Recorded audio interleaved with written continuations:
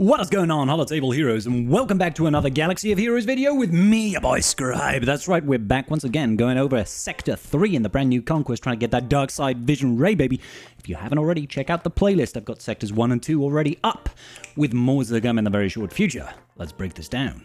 So, Sector 3, each sector has got 4 individual feats that they have to have complete, as well as mid-sector bosses and end-sector bosses that have 2 individual feats each.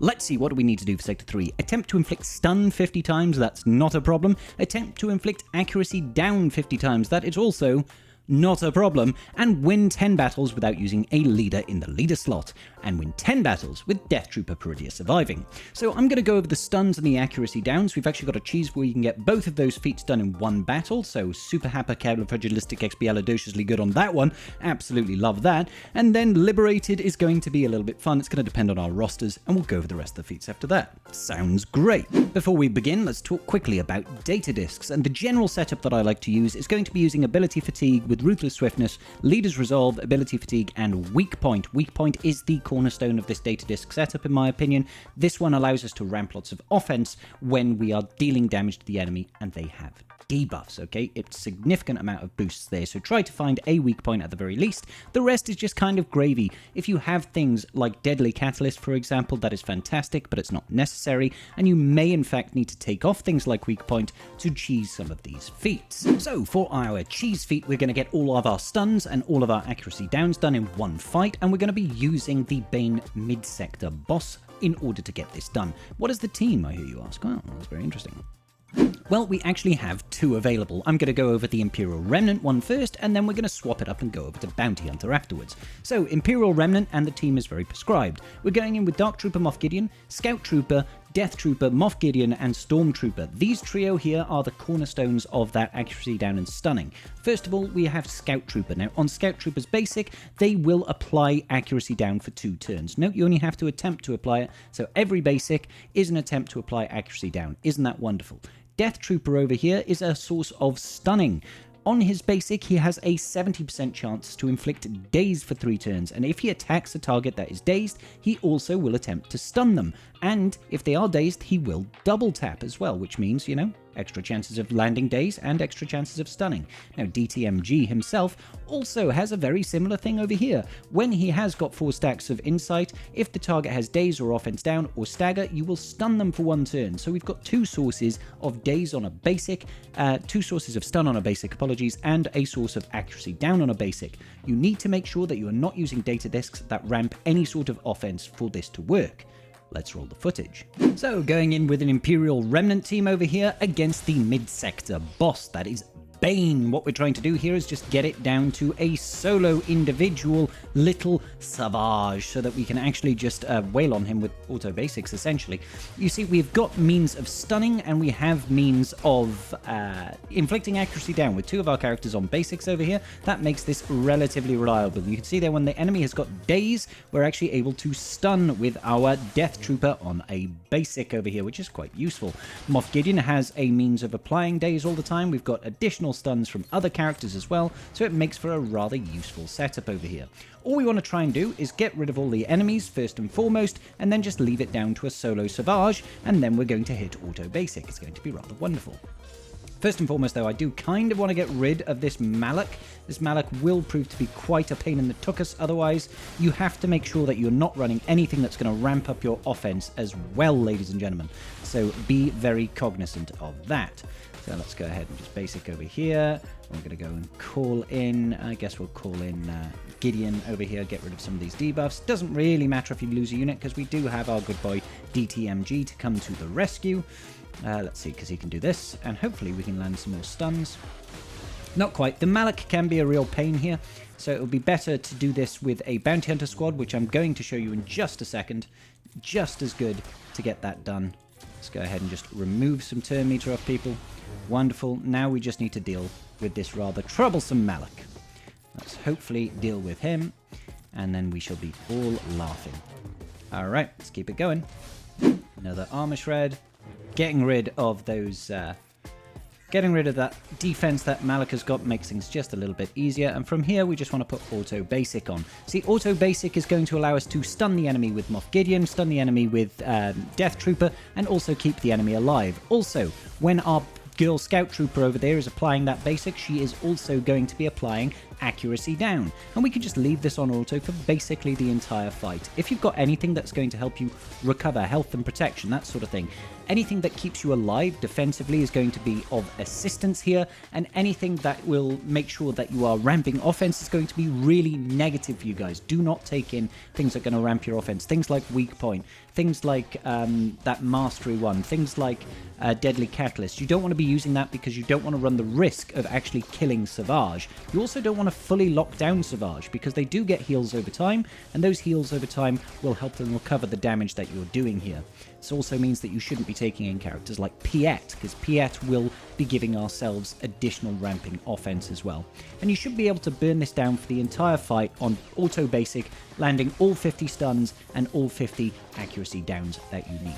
But this isn't the only team that we can do this with. We can also do this with bounty hunters with the right sort of setup. Let's go check that out. Alrighty, so bounty hunters on the very same node. Remember, no data discs that will increase your offense in any way. We're going in with Bosk leadership here with Greef, Mando, Cad Bane, and Aurra Sing. Cad Bane and Aurra Sing are what's going to get us our accuracy down. Cad Bane does it on a very basic over here. It is inflicts the just on the basic, inflict accuracy down on the enemy for 2 turns. Doesn't need to land, remember guys. And then over here, you've got on Aurra Sing, deal physical damage to the target enemy, 70% chance to stun them for 1 turn.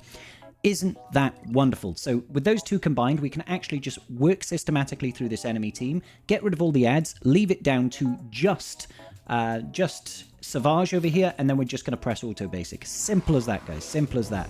If you've got good, decent setups over here, you should be able to get contract very, very quickly. Unfortunately, the weakest one at the start is Savage. That does make things a little bit tricky. We're going to go ahead and do this. Let's just do a basic over here. Wonderful. I think we're about to hit contract as well. Yeah, we should hit contract here. Wonderful. Now, do be a little bit careful about landing too many of those debuffs. Too many of those attacks, on Savage, especially in the early game, because that can actually cause us some real issues. After you've gotten rid of Malak with your first disintegrate from Mando, you just want to take out everybody else. I like to take out Bane next because he is actually the dangerous character of the group. Always going to call in either Cad Bane or Aurra Sing, because those guys are the ones that have the abilities on their basics that we want to be using. Let's go ahead and make sure that we're taunting all the time. Mass assist over here on Darth Bane. Wonderful. I'll do a mass assist over here on Sidious as well. Make sure he's not doing anything too bad to us. Stuns. Easy money. Just trying to get it down to a solo Savage, and we should be fine. Fantastic. Okay, so we're getting into the setup there. You see you got another stun there on a basic. And this is where the game begins, as it were. This is where the fun begins. We disintegrate Darth Maul, and then all you want to do, auto basic. Try to make sure you don't have too many heavily offensive mods on your team, and this should basically be it, guys. And that was a pun, and I'm not afraid, nor am I ashamed of it. You'll see Aurra Sing will land the stuns, Cad Bane will land the accuracy downs, leave it on auto basic, and you should be absolutely fine. Just as we said before, you want to try and have any sort of data disk that's going to improve your recovery. So anything that makes you more defensive, recover health and protection, all that sort of thing is going to be good. Anything that ramps offense, increases crit damage, decreases stats on the enemy is going to be bad. Just leave this run for the whole 8 minutes that's left on the clock right now, and you will get your 50 accuracy downs and your 50 stuns in just one battle. Now, obviously, you can slowly, as you're progressing through the sectors, get these done anyway. Lots of teams like Jabba the Hutt with Cad Bane will get your accuracy down. You can obviously use Scout Trooper with your Imperial Remnants, either with DTMG or under like an Iden Versio team, for example. Those will also work very, very well. You can also get your stuns with Jedi teams and stuff like that. So this is just giving people an option if they want to be highly efficient and get it done in just one battle. When you come around to the end of the battle, you can, of course, just decide, you know what, I've had enough. Let's take it off, auto basic, and you know what we're going to do now is just disintegrate the enemy Savage, and that's how we'll deal with him, okay? So you don't even have to lose the battle over here. Very, very easy to get these feats done. I'll obviously give you a couple more options, guys. Just delete him, yeet! And you can move on with your lives. I'll give you a couple more options for other feats, but I wanted to get the big juicy one out of the way nice and early. When it comes to winning with no leader then, I'm going to be using a tried and trusted Malak lead with with Bane. I'm using this against the bonus node at the end of the sector. The reason why I'm using that is because I've obviously finished all the sector, and whilst I'm gathering this footage for you, I would like to still be earning some data disc rewards. But this is the sort of team that you can actually take as you are progressing through the sector if you want to. This covers not being able to use a leadership very, very well, and Bane, of course, is just a great survivable unit. I could probably actually just put this on full auto and have a jolly good time. Now, here we don't have to, we can still apply our things like our weak point data discs so that we can actually ramp offense and that sort of thing, so you don't have to worry about trying to minimize your damage output here. As you can see, we really are ripping through this team rather well. Baze over there thinking he can actually survive against 2 Sith Lords like this is just, quite frankly, laughable.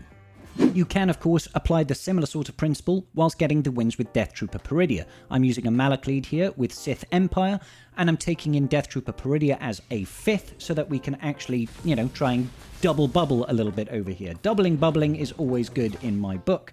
Let's try and just get that mass fear. Again, this is against the bonus node of the sector. I'm doing that because I find it to be the most efficient use of my time. Now, if you have a particularly weak Death Trooper Peridea, this is obviously going to be a little bit harder for you, especially if it is low gear. Now, I will give you some options that should make it a little bit more reliable, but I do have to forewarn and say that to a certain degree, it is going to be rather dependent on your data disk setup. The more powerful your data disk setup, the more likely you are going to have a good time with this, okay? So we're just going to systematically go through these teams. We're all blinded, of course, because Saw is a big dingus. He has a big dingleberry, and I don't like his face. I don't like his face in the slightest. Okay, here we go. We should be able to get some good progress now, and ooh. Let's actually just suck off Biggs. Somehow he survived anyway. I don't make the rules. I don't make the rules at all. I just try to follow them to the best of my ability. We're going to have some tea, some dinner over here for Death Trooper Peridea. He's going to be nomming down on folks like it's going out of fashion. And that should be that. There we go. We got one win there with Death Trooper Peridea. That doubles up no leader as well as getting Death Trooper Peridea kills. You can do that as well with GLs. So think about, for example, going in with a Wat Tambor leadership and throwing in the likes of Jedi Master Luke Skywalker, for example. That's going to give you the opportunity to place the tank tech on JML. And then you can still throw in your Death Trooper Peridea at the end. Tank tech over onto JML will mean he'll force the taunt. So we can force the taunt over here, and then we can try and just roll over the enemy team as quickly as possible. I probably should have used JKL here, not Cal Kestis, truth be told, because that would give us AoE stuns and that sort of business, which would be rather nice. Let's just make sure that we are slowing people down as much as possible over here. I would probably like to use that... I'd probably like to get direct focus over there on Saw to make sure that he can't hide under stealth, but there we go. Everybody's dazed at the moment, so let's just try to make the most out of that. And we'll get this weapons tech over here on Jedi Knight Revan.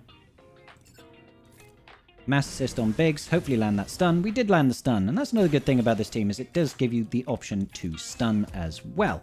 Let's just pass the turn over to Jedi Knight Revan, I guess. Get rid of you.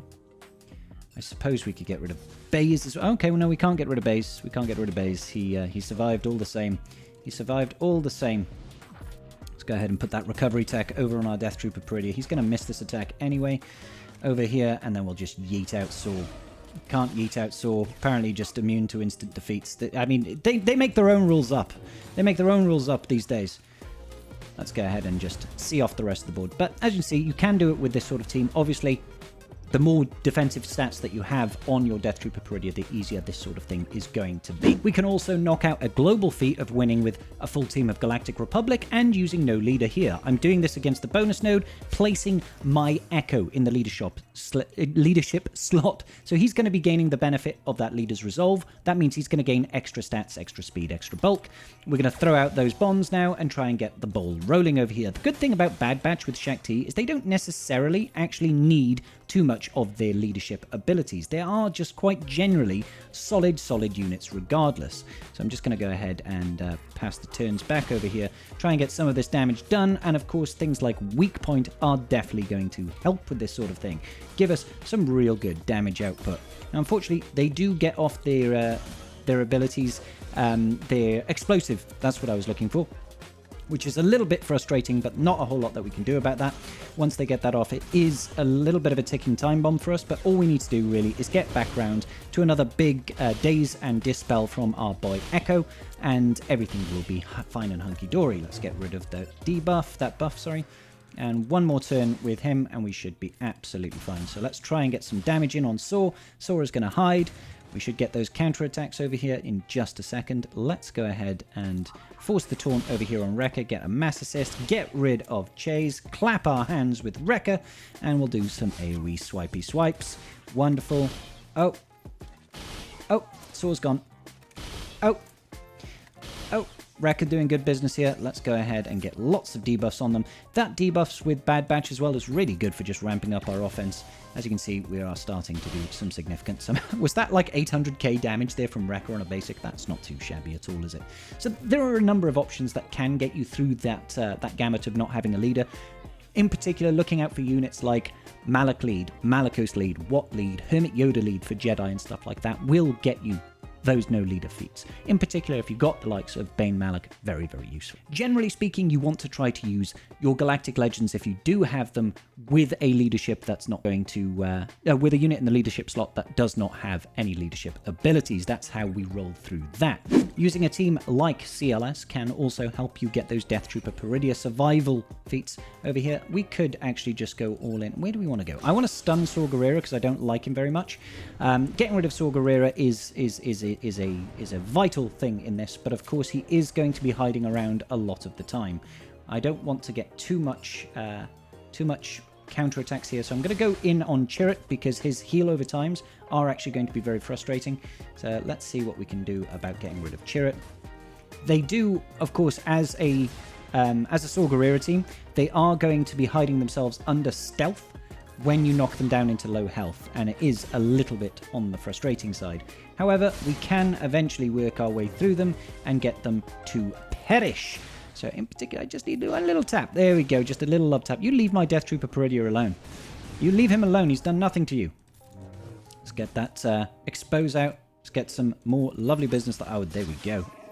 Wow, that Biggs was not messing around, taking out Chewbacca like that, but you can get the wins in the bonus node like that as well. Taking a look at the mid-sector boss then, we need to do two things. One, we need to win with Morgan Elsbeth surviving, and the other is we need to win with defeat an enemy with a mercenary unit. Now, if you used my previous video, well, if you used my team earlier today to get those stuns, you will have got the mercenary kills with using your bounty hunters most likely. However, we'll still go over a team that should be able to get both of those feats done in one battle, which is kind of an ideal setup. So I'm going in with a BAM lead with Dash, Han, and Chewie. This has got massive amounts of damage output out of the gate, and we are going to be generating some decent turn meter. The idea here is, of course, to try and chew through the enemy team before they have a chance to even do much of anything. You want to focus off straight away on the units that are really going to matter, like that Darth Bane, and then you want to go into Whistling Bird straight away and blow the enemy up with some big old Whistling Birds over there. So I'm taking a look now. I don't really want this Malak taking turn. Hopefully we can land the stun. Not quite, unfortunately. We're just going to shrug here. I'm trying to get round to the Whistling Birds, and we're just going to take a bow with Morgan over here. Now I'm going to land all these Whistling Birds on Malak because I want to get rid of him. But the whole team died, and Bam is a mercenary.